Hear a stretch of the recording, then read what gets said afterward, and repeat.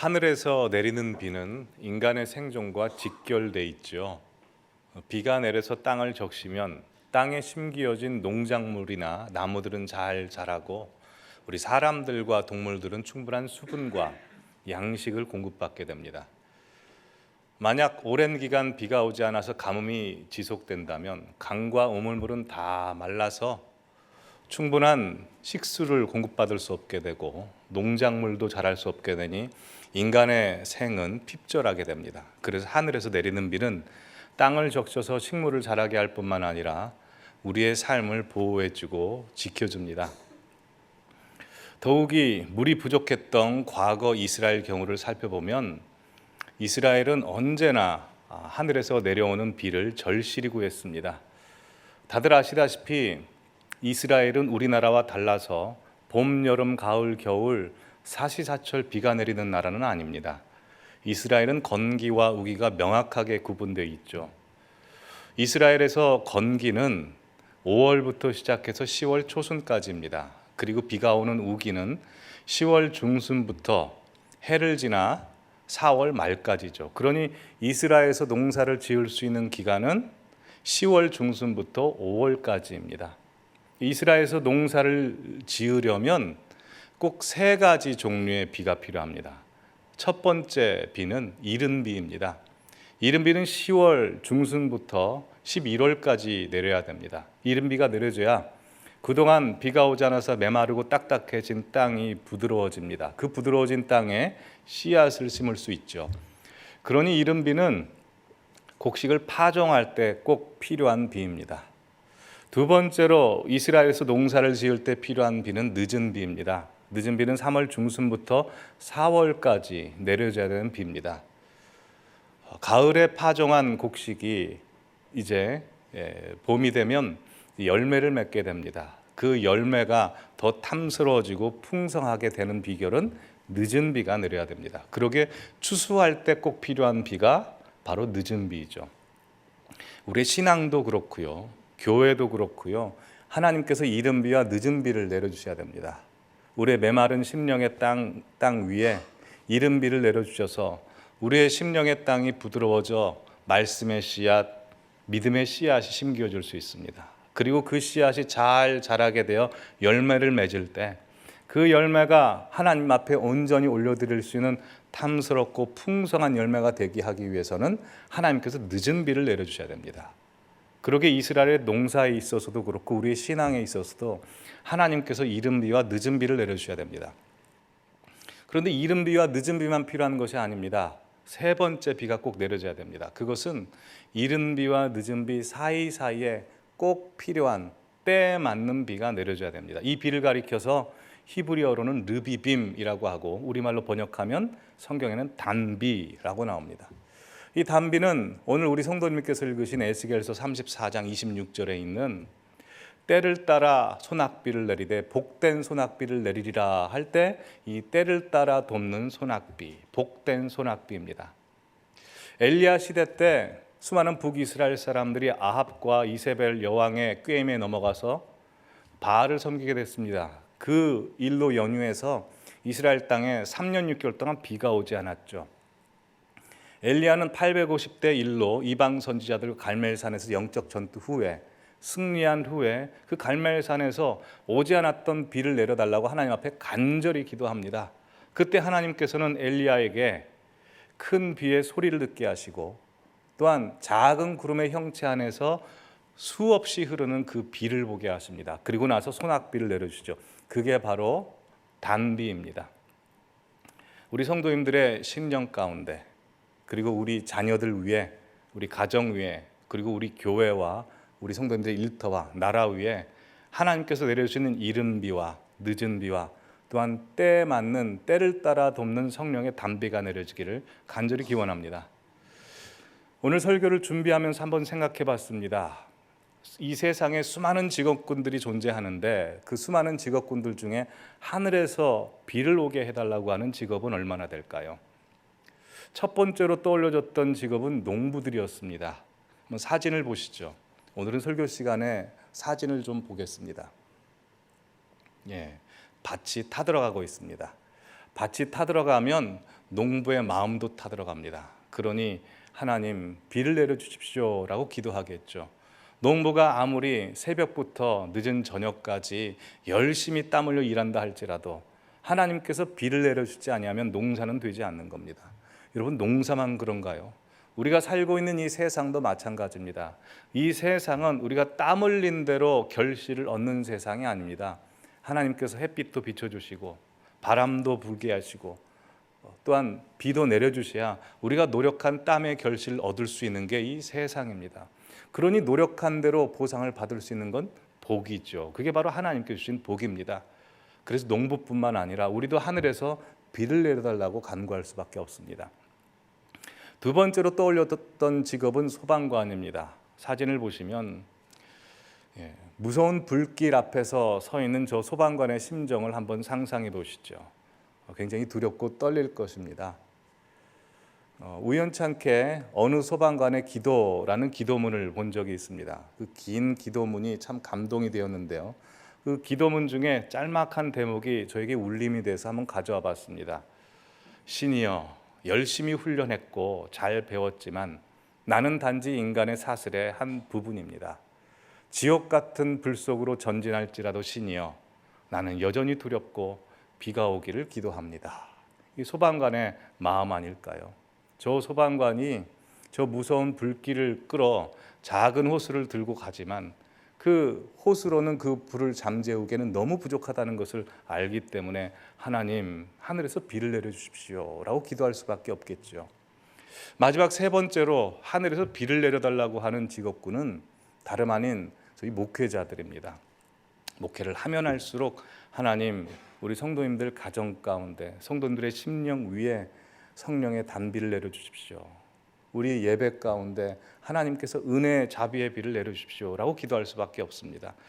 어쩌면 목회자들은 농부들보다 소방관들보다 훨씬 더 많이 그리고 더 간절히 비를 내려달라고 기도합니다. 사실 농부들 같은 경우에는 날마다 비를 내려달라고 기도하지 않습니다. 가뭄 때만 기도하죠.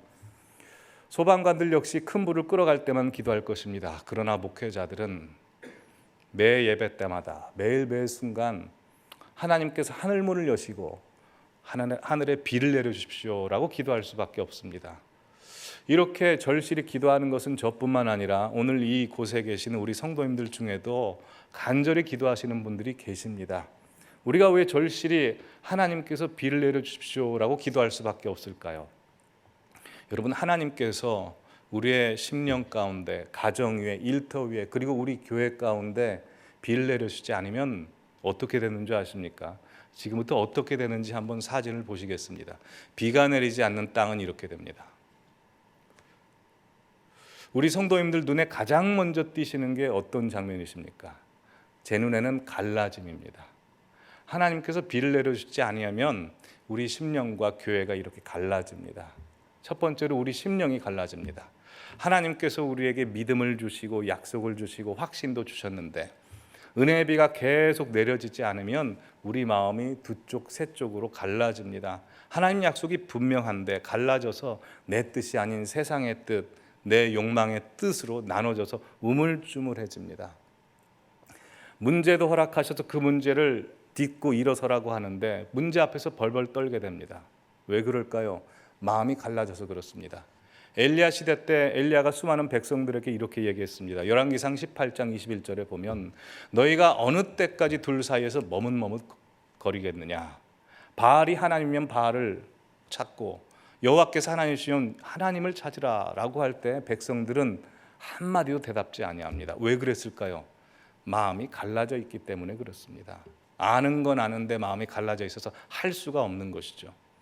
여러분, 우리 교회 위에 하나님께서 하늘에 비를 내려주지 아니하면 우리가 갈라지게 되어 있습니다. 성도님들과 성도님들 사이가 갈라집니다. 여러분, 수많은 한국교회 이 갈라짐의 문제 때문에 아파하고 있습니다.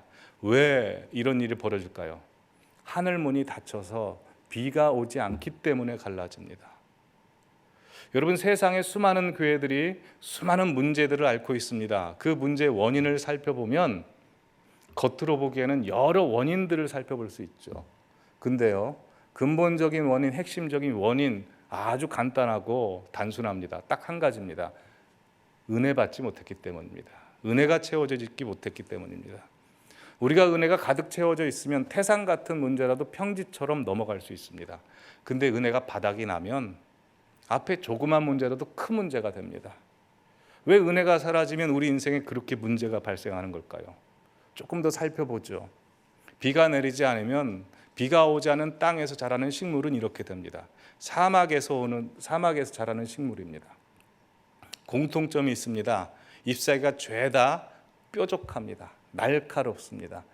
사막에 사는 식물의 잎은 면적이 넓지 않습니다. 왜냐하면 수분을 빼앗기기 때문이죠. 자기에게 있는 수분 조금이라도 아끼기 위해서 될 수 있으면 잎을 뾰족하게 만들 수밖에 없습니다. 저 가시에 찔리면 얼마나 아플까요? 근데 식물만 그런 게 아니더라고요. 사막에 사는 곤충과 동물들도 마찬가지입니다.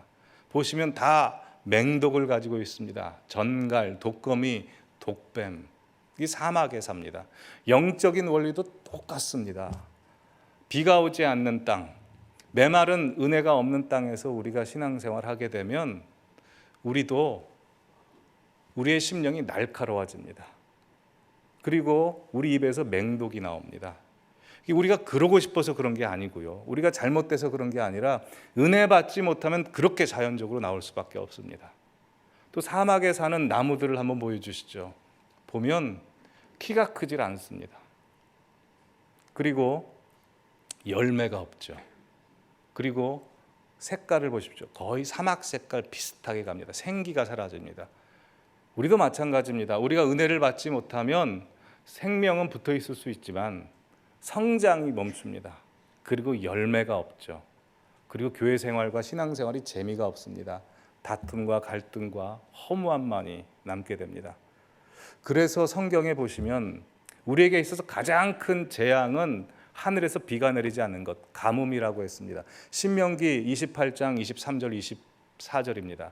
내 머리 위에 하늘은 놋이 되고 내 아래의 땅은 철이 될 것이며 여호와께서 비 대신 티끌과 모래를 내 땅 위에 내리시리니 그것들이 하늘에서 내 위에 내려 마침내 너를 멸하리라 입니다. 여러분, 우리가 은혜를 받지 못하고 은혜 안에 거하지 못하면 우리의 삶에 총체적으로 문제가 생길 수밖에 없는 겁니다. 하나님의 사람들은 그렇습니다. 제가 신대원 1학년 경건학기 기숙사 생활할 때 그 경건학기는 방마다 저녁에 모여서 함께 기도하고 신학생들끼리 말씀을 나누고 함께 영성 훈련을 하는 시간이 있습니다. 그 당시에 대장금이라는 그 드라마를 방영했습니다. 대장금 아십니까? 대장금은 지금도 유명하지만 그때 당시에는 정말 인기가 좋았고요. 시청률도 꽤 높았습니다. 그 대장금 방영하는 시간과 경건 생활하는 시간과 이게 맞물려 있는 겁니다. 그래서 저희 방에서는 좀 편법을 써서 이 대장금이 월요일 밤, 화요일 밤에 했거든요. 그때만큼은 일찍 말씀 묵상을 나누고 TV가 있는 휴게실로 직행을 했습니다. 근데 가보면 저희 방보다 먼저 와 있는 신학생들이 굉장히 많았습니다. 그 좁은 휴게실에 작은 TV를 보고 빼곡히 이제 신학생들이 모여서 보는데요. 어찌나 그렇게 은혜스러운지 모릅니다. 지금도 제 뇌리에 아직도 기억나는 장면이 있습니다. 그 장면은 2003년 11월 24일 저녁 밤 월요일 밤에 방영된 대장금 21화 49분 57초부터 시작되는 장면입니다. 화면 보여주시죠. 보시면 은퇴를 앞둔 노상궁인 우리 여운계 씨가 이제 궁을 떠나기 전 자신의 뒤를 이어 수락관을 책임지게 될 정상궁 양미경 씨에게 이제 마지막 당부를 하는 겁니다. 그때 여운계 씨가 양미경 씨에게 이렇게 이야기를 합니다. 아주 어릴 적 아버지의 손을 잡고 들어와 본 궁이 너무나 좋아서 양반 집안의 딸인 내가 아버지의 만류에도 불구하고 궁에 들어왔다. 그러나 어릴 적 봤던 화려한 궁은 허상이었어. 늘 사람들이 바글거렸지만 궁은 외로웠다. 아마도 모두들 그 외로움에 지쳐 그렇게들 시기와 질투가 있었을 게야. 외로움에 지쳐 승은이라도 입어야겠다고 생각을 하니 아등바등했을 테고, 외로움에 지쳐 부라도 얻어야겠으니 남에게 빌붙었을 테고, 외로움에 지쳐 권력이라도 얻어야겠으니 권모술수라도 써야 했겠지. 어여삐 여기거라, 불쌍히 여겨. 내가 내 원칙을 지키고 싶은 만큼 사람들을 어여삐 여겨. 그렇지 않으면 너의 단호함이 사람들에게는 무섭고 낯설게만 느껴질 게다. 이것이 내가 너에게 해주고 싶은 마지막 말이다. 너는 잘할 것이다. 항상 어려운 것은 사람의 일이지 수락관 일이야. 원래 네가 나보다 잘했으니 걱정할 것이 없다. 이 대사 다음에 이제 BGM이 깔립니다. 오나라 오나라 아주 오나, 가나라 가나라 아주 가나. 이 구슬픈 배경음악이 깔리면 휴게실 이곳저곳에서 아멘, 주여, 그리고 훌쩍거리는 눈물 흘리는 소리가 들립니다. 이 대장금 보는 시간은 은혜 받는 시간이었고 부흥회였습니다. 그런데 이 대사 중에 화려한 곡은 다 허상이었고 많은 사람들 속에 짙은 외로움이 존재하기 때문에 그 외로움에 견디다 못해 시기와 질투, 더 나아가 권세와 부와 명예와 가까울 수밖에 없었다라는 이 대사는 그냥 넘길 수가 없습니다. 여러분, 우리의 신앙, 우리의 인생, 우리의 교회 생활도 이와 마찬가지입니다. 겉으로 보기에는 다 괜찮아 보이고 편해 보이고 화려해 보인다 할지라도 하나님의 사람은 하나님의 은혜가 바닥이 나면 허탄하고 허상인 것을 쫓아갈 수밖에 없습니다. 하나님의 사람은 하나님의 비가 내려져 하나님의 능력과 은혜로 살아가야 되는데 그 은혜가 바닥이 나면 어쩔 수 없이 내 힘과 내 뜻, 내 생각대로 의지해야 되는데 거기에서 질투도 나올 수밖에 없고 시기도 나올 수밖에 없고, 그래서 서로 상처 주고 서로 상처 받고 갈등과 메말라지고 갈라진 땅처럼 그렇게 될 수밖에 없습니다. 하나님이 없는 땅, 하나님이 역사하시지 않는 땅이 그렇지 않습니까? 우리의 현실도 그렇고 가정도 그렇고 우리의 일터도 그럴 수밖에 없습니다. 그래서 이 세상, 교회, 우리는 하나님의 은혜의 비를 맞아야 됩니다. 하나님의 은혜의 비가 우리 성도님들의 삶의 지경 가운데 넘쳐 흐르기를 간절히 바랍니다. 자, 그럼 지금부터 하나님의 은혜의 비가 내려지면 어떤 현상이 벌어지는지 한번 살펴보겠습니다. 자, 아까 갈라졌던 땅에 비가 내리면 이렇게 됩니다. 사진을 유심히 보면 동영상이 있었으면 더 좋았을 것을 동영상을 찾을 수가 없었습니다. 한번 상상해 보시죠. 이 사진 다음에 어떤 장면이 펼쳐질까요? 저 갈라진 땅이 서로 봉합되고 연결되고 하나 될 것입니다. 여러분, 우리의 삶 가운데 갈라짐의 문제가 심합니다. 우리 내면 마음의 갈라짐, 우리 관계의 갈라짐, 우리의 일터와 우리가 살아가는 모든 환경과 나라들의 갈라짐의 문제가 있습니다. 이 갈라짐 어떻게 해결할까요? 흙끼리 서로 만나서 우리가 봉합되고 하나 되자라고 작정하면 될까요? 그렇지 않습니다. 비가 내려야 됩니다. 비가 내려서 갈라진 틈 사이로 물이 채워지면 갈라지는 경계선상이 다 허물어져서 하나가 됩니다. 여러분, 사람도 마찬가지입니다. 사람끼리 의기투합해서 우리 하나 되자라고 하면 하나 될 수 없습니다. 성령의 은혜가 내려야 됩니다. 하나님께서 자비의 은혜를 내려주시면, 그 비를 내려주시면 그 성령의 능력으로 말미암아 우리의 경계선이 허물어지고 하나 되게 됩니다. 그럼 그 하나 되게 된 땅, 하나 되게 된 곳에서 자라는 식물은 또 이렇게 변합니다. 아까는 이파리가 되게 뾰족했죠. 근데 보십시오. 가까이서 보지 않아서 나와 있지 않지만 다들 아시다시피 비를 맞고 자란 나무는 잎이 무성하고요, 또 넓습니다. 그리고 키가 큽니다. 사막에서 자라는 나무는 키가 작죠. 성장이 없는데. 근데 이 색깔도 보십시오. 얼마나 푸르릅니까? 그리고 열매도 맺힐 것입니다. 여러분, 우리의 영혼도 마찬가지입니다. 하늘에서 하나님께서 은혜의 비를 내려주시면 우리의 심령의 잎이 넓어집니다. 부드러워져서 많은 사람을 포용하게 됩니다. 그리고 우리의 신앙이 자라고 열매도 맺고요, 열매를 맺으니 많은 사람들이 깃들게 되겠죠. 동물들도 찾아올 겁니다. 햇볕을 피해서 새들도 깃들게 되겠죠. 그렇게 은혜를 받으면 우리에게 사람들이 찾아오고 은혜가 있는 교회는 부흥이 찾아옵니다. 이 시대에 부흥이 다 사라졌다고들 이야기하지만 저는 그렇게 생각하지 않습니다. 하나님께서 작정하시고 하늘 문을 열어서 우리 교회에 내려주시면 우리 교회도 부흥이 될 줄 믿습니다. 부흥이 무엇입니까? 부흥이라고 하는 것은 하나님의 사람들이 하나님 앞에 바로 찾아가는 겁니다. 마틴 로이 존스 목사님이 이렇게 얘기했습니다. 이 시대에는 전도가 필요한 것이 아니라 부흥이 필요하고 교회 회복이 필요하다. 왜냐하면 교회 회복과 부흥 자체가 전도이기 때문이다 라고 했습니다.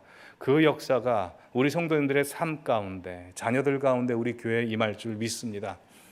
그래서 우리가 해야 될 게 있습니다. 그것은 날마다 하나님께서 은혜를 베풀어 주시도록, 은혜의 비를 내려주시도록 구해야 합니다. 성경은 일관되게 이야기합니다. 하나님께서 은혜를 베풀어 주겠지만 우리 보러 구하라고 말씀하십니다. 스가랴서 10장 1절 말씀을 우리 다 함께 읽어볼까요? 봄비가 올 때에 여호와 곧 구름을 일게 하시는 여호와께 비를 구하라. 무리에게 소낙비를 내려서 밭의 채소를 각 사람에게 주시리라. 여기서 보시면 봄비라고 하는 건 우리나라로 가을비, 추수 전에 내리는 비인데요. 이 비를 뭐라고 합니까? 구하라 라고 말씀합니다. 여러분 천수답 아십니까?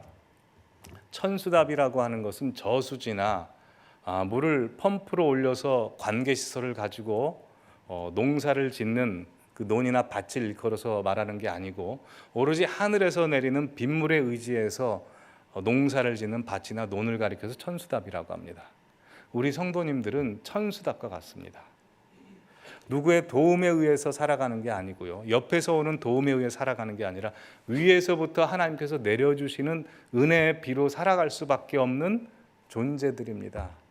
그리고 그 은혜의 비는 우리의 노력과 의지로 되는 것이 아니라 철저하게 하늘의 영역에 있습니다. 하나님 은혜의 영역 아래에 있습니다. 그러기에 우리는 날마다 구해야 합니다. 여러분 복과 횡재의 차이를 아시죠? 복은 위로부터 내려오는 것이고요, 횡재는 가로 횡자, 옆에서 오는 재물입니다. 횡재를 맞으면 사람이 다 불행해지죠. 로또나 복권에 당첨되신 분들의 인생이 불행해지지 않습니까? 왜 그럴까요? 복이 위에서 오는 게 아니라 옆에서 오기 때문에 그렇습니다. 우리 모든 성도님들은 위로부터 은혜를 받으셔야 됩니다. 또한 우리는 천수답일 뿐만 아니라 깨진 독과 같습니다. 그래서요, 오늘 은혜를 충만히 받았다 하더라도 내일 가보면 은혜가 조금 흐릅니다. 그래서 날마다 은혜를 구하셔야 됩니다. 목회를 하면서 신앙생활을 하면서 항상 느끼는 것은 부족함, 연약함, 나약함을 느낍니다.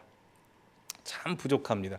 그래서 은혜를 내려주시라고, 성령의 담비를 내려주시라고 구할 수밖에 없는데요, 참 감사하고 너무나 다행인 것은 하나님께서 우리에게, 우리 교회에 비를 내려주시겠다고 약속하셨습니다. 에스겔서 34장 26절을 다 함께 큰 목소리를 읽어보시겠습니다. 시작. 내가 그들에게 복을 내리고 내 산 사방에 복을 내리며 때를 따라 소낙비를 내리되 복된 소낙비를 내리리라. 여기 보시면 내가는 누굽니까? 하나님이시고요, 그들은 누굽니까? 우리 성도님들 한 분 한 분을 가리킵니다. 복을 내리시는데 우리 성도님들에게 한번 복을 내리시는 것이 아니라 내 산 사방에 복을 내린다라고 되어 있습니다. 내 산 사방은 우리 성도님들의 가정, 자녀, 일터, 살아가는 모든 영역 가운데 같이 내리시겠답니다. 근데 비를 내릴 때 어떻게 내리십니까? 때를 따라 소낙비를 내리십니다. 여러분 신앙생활 해보고 교회생활 해보면요, 은혜도 때에 맞는 은혜가 있더라고요. 하나님께서 그 은혜를 주시겠답니다. 우리가 위로가 필요할 때 하나님께서 위로해 주시고요, 책망이 필요하실 때 하나님이 우리를 꾸짖어 주시고요, 용서와 회개가 필요할 때 하나님께서 애통하고 회개한 마음도 주시고요, 또한 우리에게 문제가 찾아올 때 그 문제에 대한 지혜와 분별력을 주시고 또 용기를 주셔서 담대하게 그걸 해결하게 해주겠다고 합니다.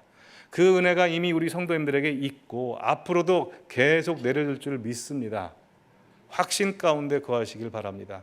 뿐만 아니라 교회도 마찬가지입니다. 교회도 보면 때에 맞는 은혜가 있더라고요. 교회가 개척했을 때 필요한 은혜가 있고요, 교회가 자립하여 은혜가 넘치고 성장할 때 맞는 은혜가 있고요, 교회가 문제를 만났을 때 그때 부어주셔야 되는 은혜가 있고, 뿐만 아니라 문제가 다 봉합되고 회복되고 도약할 때 또 맞는 은혜를 주셔야 됩니다. 하나님께서 그 은혜를 주시겠다고 약속하셨습니다.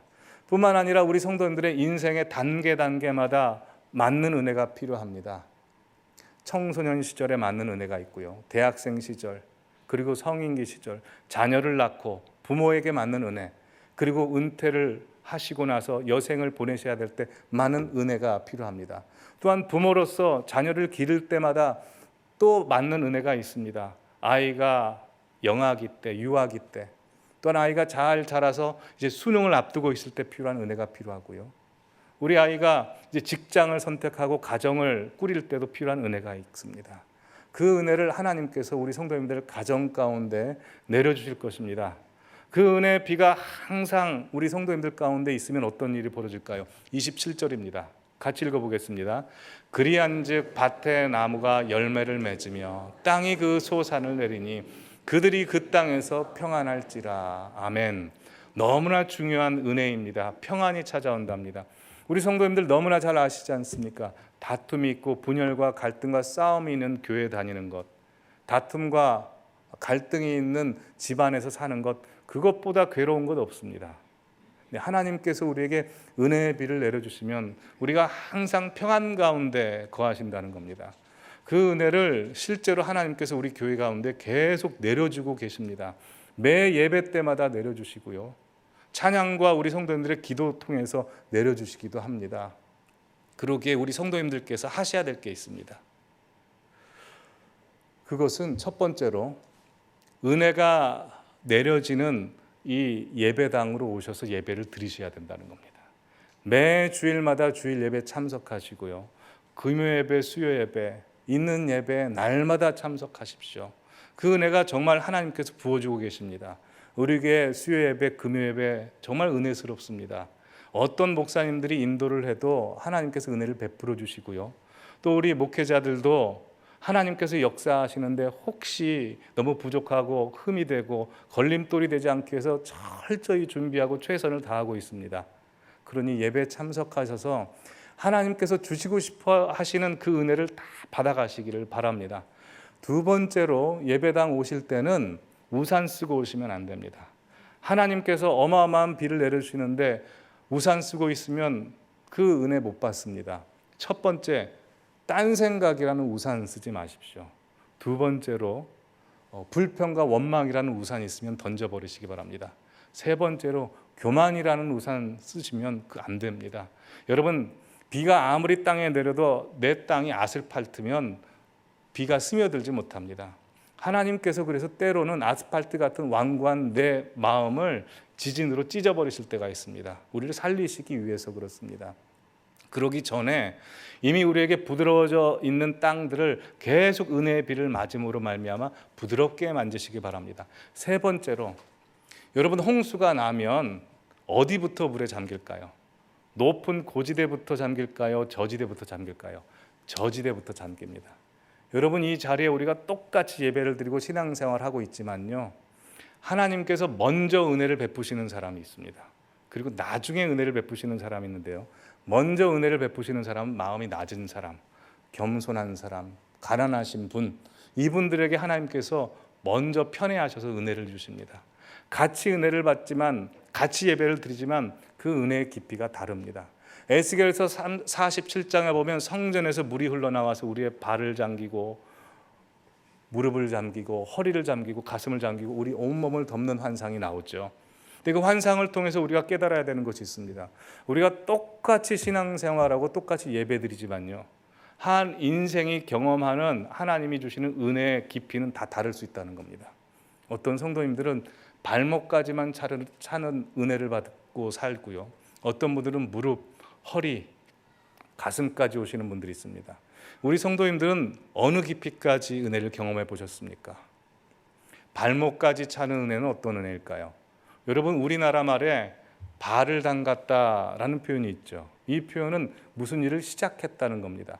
발목까지 은혜가 채워지신 분들은 경교롭게도 히브리어 성경 마소라 본문에 보면 용서의 은혜라고 이야기합니다. 즉 구원의 은혜를 받으신 거죠. 굉장한 은혜입니다. 근데 구원의 은혜 받고 만족하시면 안 됩니다. 여러분, 물이 발목까지 차오르면 물의 저항을 많이 느낄까요? 적게 느낄까요? 거의 느끼지 못합니다. 그리고 마음대로 걸어 다닐 수 있죠. 내 마음대로. 그리고 걸을 때 첨벙첨벙 소리 되게 요란하게 납니다.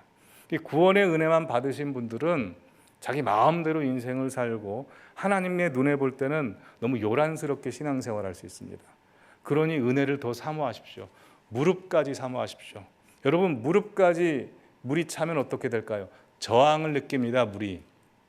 즉 무릎까지 물에 찼다는 것은 기도하게 됐다는 겁니다. 우리가 기도하면 하나님의 뜻과 내 뜻이 서로 충돌하고 갈등한 것을 알게 됩니다. 근데 하나님의 뜻과 원하는 바가 뭔지를 알게 되죠. 기도하시기 바랍니다. 기도하는 은혜와 구원받는 은혜는 하늘과 땅 차이입니다. 근데 기도하는 은혜, 무릎까지 찬 은혜에서 만족하시면 안 됩니다. 허리까지 오셔야 됩니다. 허리는 우리의 중심이죠. 내 시간과 물질과 내 삶의 모든 계획을 하나님 앞에 내어 맡겨버리신 분, 그게 허리까지 오신 분입니다.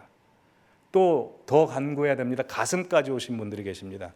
우리 성도님들 중에는 가슴까지 오신 분들이 굉장히 많으십니다. 가슴까지 오신 분들은 내 가슴이 하나님의 마음이 됐다는 겁니다. 하나님, 예수님 이란 말만 들어도 가슴이 애리고 눈에서 눈물이 나옵니다. 하나님의 마음을 소유하게 돼서 하나님이 불쌍히 보는 것, 또 하나님께서 하시겠다고 하는 일을 보면 내가 해야 되는 겁니다. 내 인생 가운데 하나님께서 주신 은혜가 많은데 어떻게 이 빚을 갚으리까 하신 분들이 우리 성도님들 중에 많이 계십니다. 근데 가슴까지 왔다고 만족하시면 안 됩니다. 입까지 차야 됩니다. 항상 이 입이 문제입니다. 이 입이 하나님이 생명을 살리고 회복시켜주는 입이 돼야 됩니다. 뿐만 아니라 영적으로 잠자는 영혼들을 깨우는 권세 있는, 권능 있는 입이 돼야 됩니다. 이렇게 은혜의 수위가 차오르면 나타나는 특징이 있죠. 물이 차오르면 내 행동거짐이 둔화되게 됩니다. 마음대로 못 다닙니다. 그러나 하나님의 성령의 은혜 바다에 이끌려서 살게 되죠. 우리 성도님들의 귀도, 눈도, 머리도 차오르기를 바랍니다. 그래서 들리는 소리도 하나님의 말씀으로 들려서 상처받지 않고요. 보는 눈도 하나님의 눈으로 봐서 절망과 낙담에 빠지지 않고, 생각도 하나님의 생각이 차올라서 아무런 위기가 찾아와도 거기에서 그 모든 위기를 돌파해낼 수 있는 지혜가 있기를 바랍니다. 근데 머리까지 차오르면 어떻게 될까요? 죽습니다. 신앙생활의 목적이 우리 자아가 죽는 겁니다. 자아가 죽고 예수님이 살아나야 됩니다. 여러분, 우리 자아 어떻게 죽일까요? 내 스스로 못 죽입니다. 계속 부활하고 살아납니다. 내 자아가 죽는 방법은 은혜 받는 길밖에 없습니다. 하나님의 성령의 은혜가 계속 넘쳐 흘러서 은혜가 넘치셔야 됩니다. 우리 성도님들의 삶을 한번 돌아보시죠. 자녀들의 삶, 가정, 일터, 내 내면, 우리 나라, 지금 생각하고 있는 모든 것들, 혹시 아까 사진에서 봤던 갈라진 땅처럼 돼 있는 것 아닙니까? 그 이유는 내가 은혜를 받지 못했기 때문입니다. 성령의 단비가 내려져야 됩니다. 단비가 내려지면 하나님께서 거기서 생명이 살아나게 할 겁니다. 회복되게 할 겁니다. 지난 일주일 동안 하나님께서 저에게 은혜를 주셨던 찬송이 있습니다. 빈들의 마른 풀같이라는 찬송인데요, 이 찬송과 똑같은 가사에 송요셉 씨라는 CCC에서 일하는 간사분이 그 곡조를 새롭게 만들어서 부르신 찬송이 있었습니다. 너무나 은혜스러워서 이제 악보를 의뢰해 봤는데요, 악보가 없는 겁니다. 그리고 송요셉 씨도 저 미국에 가 계시다고 악보를 구할 수가 없어서 급한 마음에 우리 교회 키보드 치시는 박현아 집사님께 악보를 좀 그려달라고 부탁을 드렸습니다. 그래서 박현아 집사님께서 악보를 몇 시간 만에 보내주셔가지고 이제 부를 텐데요, 또 이 새로운 곡이라서 우리 찬양대 분들께 부탁을 드렸습니다. 1절부터 전체 한번 부르고 나면 한번 우리 성도님께서 들어보시고 같이 불렀으면 좋겠는데요, 가사의 내용은 곡조 있는 기도입니다. 기도하는 마음으로 함께 하셨으면 좋겠습니다.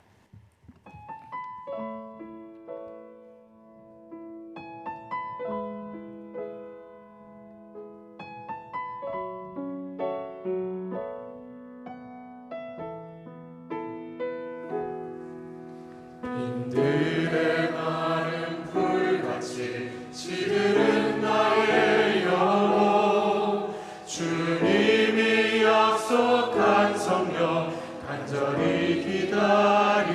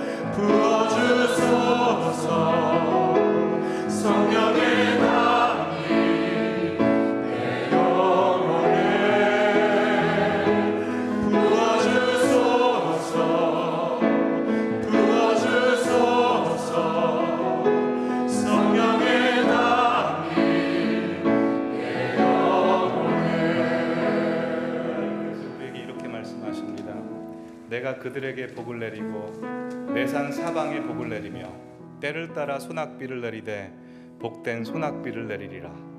그리한즉 밭의 나무가 열매를 맺으며 땅이 그 소산을 내리니 그들이 그 땅에서 평안할지라. 우리 성도님들의 삶 가운데 하나님의 회복이 일어나길 바랍니다. 하나님께서 은혜의 비를 내려줄 것입니다. 우리 다 같이 기도하는 마음으로 참되신 사랑의 언약 함께 곡조 있는 기도를 올려드리겠습니다.